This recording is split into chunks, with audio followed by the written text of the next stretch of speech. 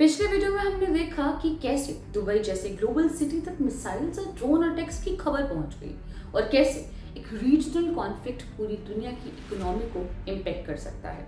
लेकिन अगर हम इस सिचुएशन को एक्चुअली समझना चाहते हैं तो हमें एक इम्पॉर्टेंट सवाल का जवाब ढूंढना पड़ेगा।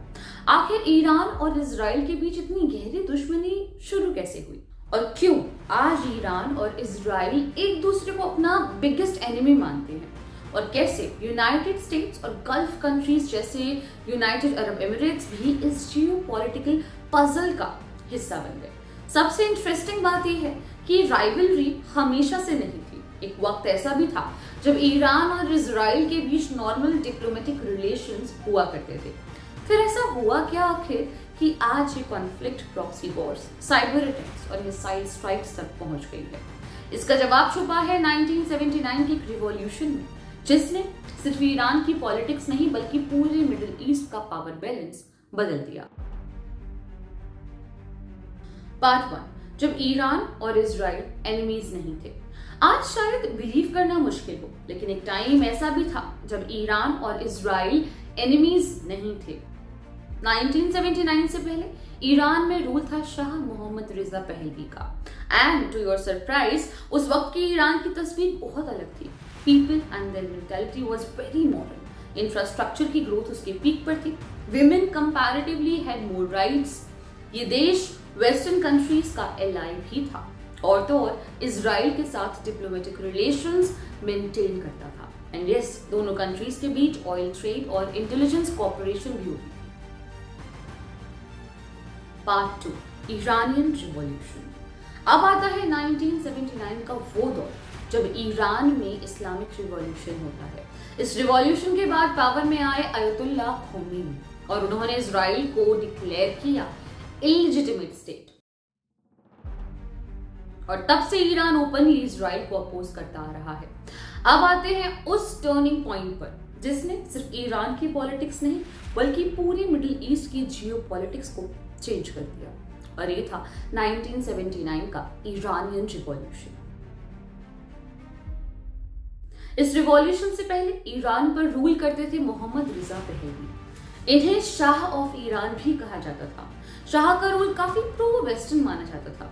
उनके स्ट्रॉन्ग रिलेशंस थे यूएस से और इजराइल के साथ भी। उन्होंने ईरान को मॉडर्न बनाने के लिए काफी रिफॉर्म्स किए, जैसे कि western style education, infrastructure development, industrialisation and oil economic expansion. Cities के अंदर मॉडर्न बिल्डिंग्स, हाईवेज और इंडस्ट्रीज डेवलप होने लगे। लेकिन प्रॉब्लम ये थी कि ये मॉडर्नाइजेशन सबको पसंद नहीं आया।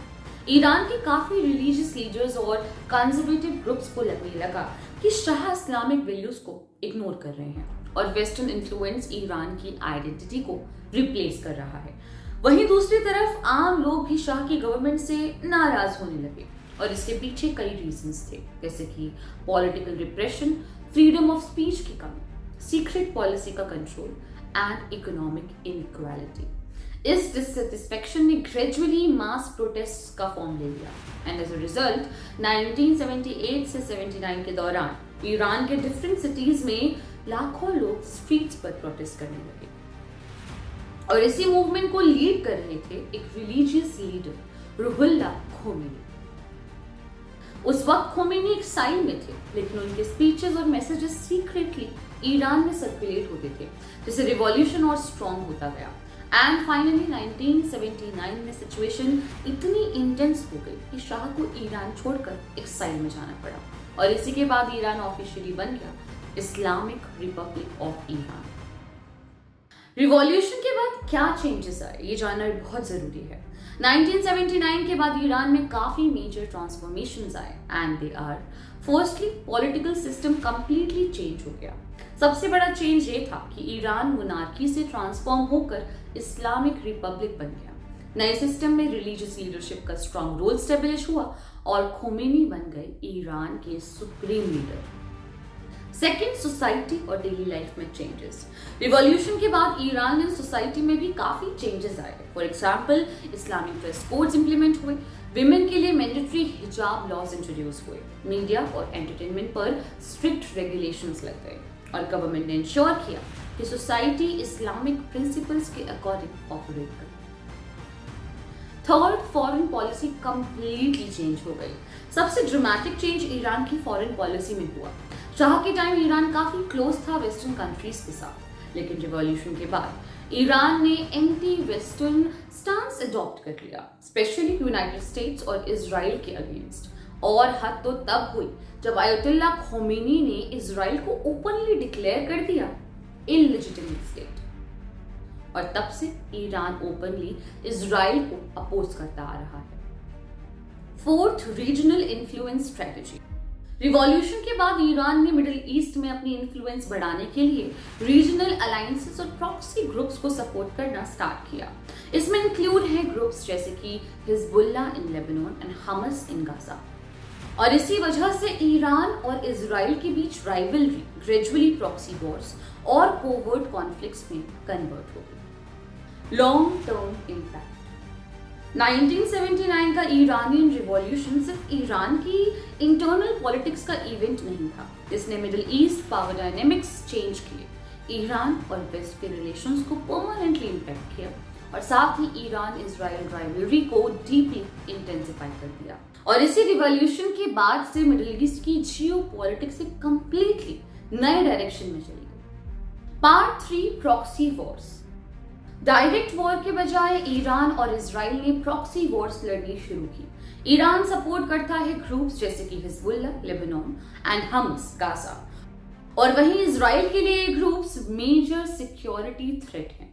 इसी वजह से मिडिल ईस्ट में डेकेड से शैडो कॉन्फ्लिक्ट चल रहा है। Part 4, nuclear tension. एक और बड़ा इशू है विच इज ईरान का न्यूक्लियर प्रोग्राम। इजराइल को डर है कि अगर ईरान न्यूक्लियर वेपन्स डेवलप करता है तो वो इजराइल के एग्जिस्टेंस के लिए थ्रेट बन सकता है, और इसी वजह से इजराइल पर एलिगेशंस लगे हैं कि उसने ईरानियन न्यूक्लियर फैसिलिटीज पर साइबर अटैक्स किए और ईरानियन साइंटिस्ट को टारगेट किया। Part 5, US and Israel alliance. Israel का सबसे पावरफुल एलाय है यूनाइटेड स्टेट्स, इसलिए जब भी ईरान और इजराइल के बीच टेंशन होती है, यूएस भी इनडायरेक्टली या डायरेक्टली इन्वॉल्व हो ही जाता है। पार्ट 6, यूएई की entry. Gulf countries traditionally neutral रहते थे, लेकिन 2020 में अब्राहम अकॉर्ड्स के बाद यूएई और इजराइल के बीच ऑफिशियल रिलेशंस स्टेब्लिश हो गए। इसके बाद जैसे कि हमने पहले भी डिस्कस किया, इससे ट्रेड इंक्रीज हुआ, सिक्योरिटी कोऑपरेशन हुआ एंड टेक्नोलॉजी पार्टनरशिप्स स्टार्ट हुए, और ईरान के लिए एक स्ट्रेटेजिक कंसर्न बना। Part 7, 2026 escalation.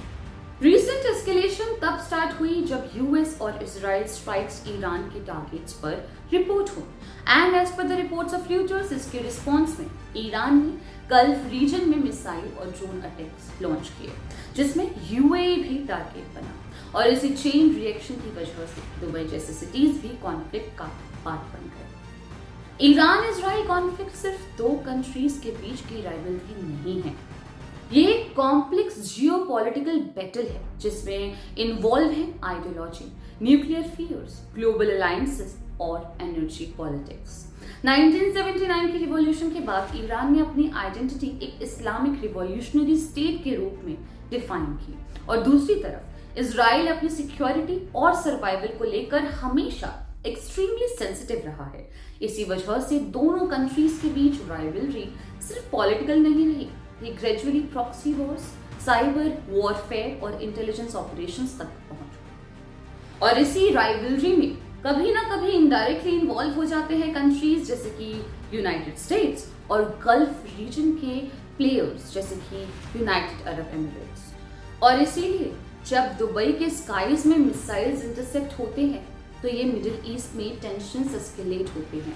वो सिर्फ एक सडन इंसिडेंट नहीं होता, उसके पीछे होती है डेकेड्स पुरानी हिस्ट्री, पॉलिटिक्स और पावर स्ट्रगल। और शायद इसमें सबसे बड़ा सवाल अभी भी वही है कि क्या ये राइवलरी कभी खत्म होगी या फिर मिडिल ईस्ट की जियोपॉलिटिक्स हमेशा इसी टेंशन के साथ चलती रहेगी।